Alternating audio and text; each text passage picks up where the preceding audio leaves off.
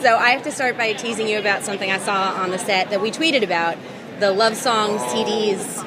That created quite a stir on Twitter. What's this? I missed this. We broke the Love interwebs. songs. There are CDs. There was a stack of CDs in the lair, and a number of them were love songs, like Memories, and The songs, funnily enough, really correlated with what we were doing in this season. What? One was Totally called did. Memory. What? I put pictures out. Jenna, did you plant this? I broke the internet. And the fans went crazy. How did I miss this? Because I'm not on Twitter enough. Well, Twitter only works half the time anyway, so. Oh, does it? Well, that's because we broke it. Yeah. Well, Yeah, because of the it's love whatever. Right. Which layer? In the houseboat?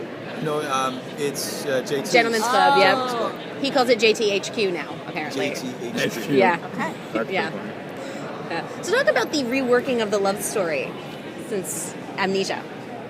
Jay? Well, I don't remember. No, I think Brad Kern's idea, our new showrunner, was that we really needed to see these two characters sort of navigate the world on their own terms and their own paths and find out who they are before they really sort of come back together. We put them together very quickly in season 1 because everyone knows that these two characters are destined. But we don't know what these characters are like apart from each other and who they really are without each other. So the Amnesia gives us that opportunity to start afresh, I guess. And for me, I really wanted to rehome the Beast in this season. There was lots of things out of my control that I wanted to change. And so now, collaboratively, things are changing. We've changed the physicality of the Beast, we've changed the whole prosthetics, the look of the Beast. And so for that, we needed to remake Vincent, rewire him, I think, from the beginning. And I think Brad's done a really good job of weaving that all together with what we already know of season 1 and bringing it into season 2. That's cool. You look like you're going to crack up. It's because she's like, that's not how I would have answered the question. No, it's just you gave two answers. You gave Jenna the answer to a question and you answered another question. It's because I'm on autopilot. That's okay. But that's answer all the I'm questions. sure the other question, no, they're both good. I was reading her mind. Yeah. I knew what Yes, she was you gonna was. do. That actually makes sense. The follow-up was there. It was in the air. It was. I was thinking it. But actually, I wanted to talk a little bit about Catherine and her thing for Bad Boys. Oh, Catherine. Well, I think that in my whole backstory for this is a little jumbled up now, but I really think that started after her mom died. Although we do an episode that states that might not be so. But I don't know. Really, for her, it's a way to not connect to herself.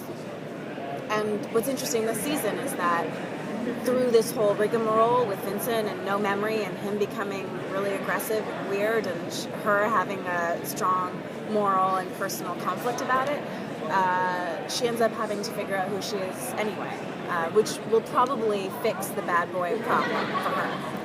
Because she's forced to confront her, and I think that's the scariest part, is to sit with all of the sadness and anger and resentment and all of that stuff that she's buried for so long.